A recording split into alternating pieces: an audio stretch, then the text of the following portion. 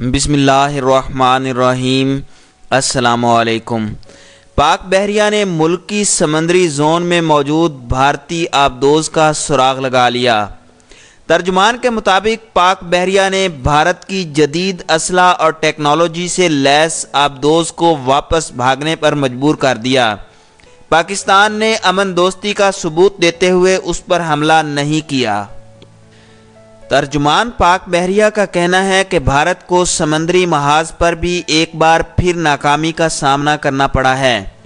پاک بحریہ نے اپنے سمندری زون میں موجود بھارتی آبدوز کا سراغ لگا لیا۔ پاک بحریہ نے سراغ لگا کر آبدوز کو پاکستانی سمندری حدود میں داخل ہونے سے روکا۔ پاکستان کی جانب سے تیار کردہ سسٹم اور ہیلی کاپٹر سے منسلک جدید سسٹم اور P-3 اورین جدید ٹیکنالوجی سے لیس طیاروں کی مدد سے مکار دشمن کی چالاکیوں کو ناکام بنایا گیا۔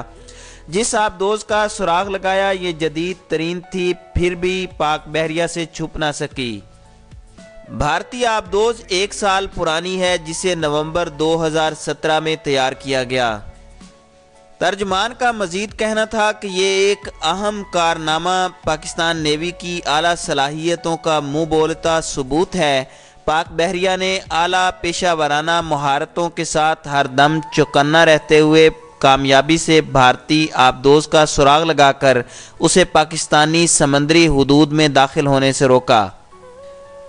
ترجمان کا مزید کہنا تھا کہ امن قائم رکھنے کی حکومتی پالیسی کو مد نظر رکھتے ہوئے بھارتی آبدوز کو نشانہ نہیں بنایا گیا، جو پاکستان کی امن پسندی کا غماز ہے۔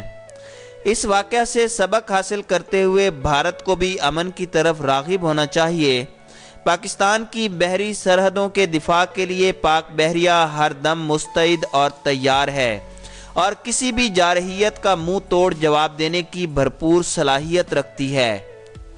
پاک بحریہ نے بھارتی آبدوز کی اپنی موجودگی کو خفیہ رکھنے کی ہر کوشش کو ناکام بنایا ہے۔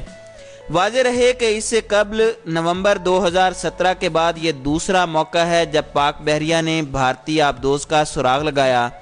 بھارتی آبدوز انٹیلیجنس کام کرنے کے لیے پاکستانی پانیوں کے اندر آنا چاہتی تھی، جسے پاک بحریہ کی جانب سے ڈیٹیکٹ کیا گیا اور انگیج کرنے کے بعد اسے پانی کی سطح پر آنے پر مجبور کیا گیا۔ اس سلسلے میں ایک ویڈیو بھی سوشل میڈیا پر گردش کر رہی ہے، جس پر موجود ٹائم سٹیمپ کے مطابق یہ واقعہ پیر کی شب 8:30 بجے کے قریب پیش آیا۔ انڈین بحریہ کی جانب سے تاحال اس دعوے پر کوئی رد عمل سامنے نہیں آیا۔ اس کے برعکس بھارتی نیول چیف سنیل لامبا کا اپنا دعویٰ تھا کہ دہشت گرد سمندر کے راستے گھس کر دہشت گردی کی کوشش کر رہے ہیں۔ سنیل لامبا نے پاکستان کا نام لیے بغیر ہرزہ سرائی کی تھی اور یہ بھی کہا تھا کہ پلوامہ میں ہونے والا حملہ ریاستی پشت پناہی سے کیا گیا تھا۔ بھارتی نیول چیف اپنے اگلے عزائم کے لیے توجیہ پیش کر ہی رہے تھے کہ پاکستان کے سمندر کے قریب ان کی چوری پکڑی گئی ہے۔ واضح رہے کہ 27 فروری کو پاکستان نے فضائی حدود کی خلاف ورزی پر بھارت کے 2 طیارے مار گرائے تھے اور پائلٹ ابھینندن کو گرفتار کیا تھا، جس کے بعد بھارت نے بھی طیاروں کی تباہی اور پائلٹ لاپتہ ہونے کا اعتراف کیا تھا۔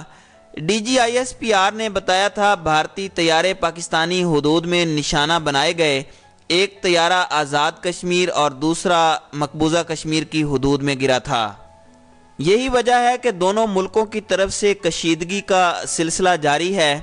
پاکستان اور انڈیا کو تقسیم کرنے والی لائن آف کنٹرول پر بھی فریقین کی جانب سے ایک دوسرے کو نشانہ بنانے کا سلسلہ جاری ہے، جس میں دونوں جانب ہلاکتوں کا بھی دعویٰ کیا گیا ہے۔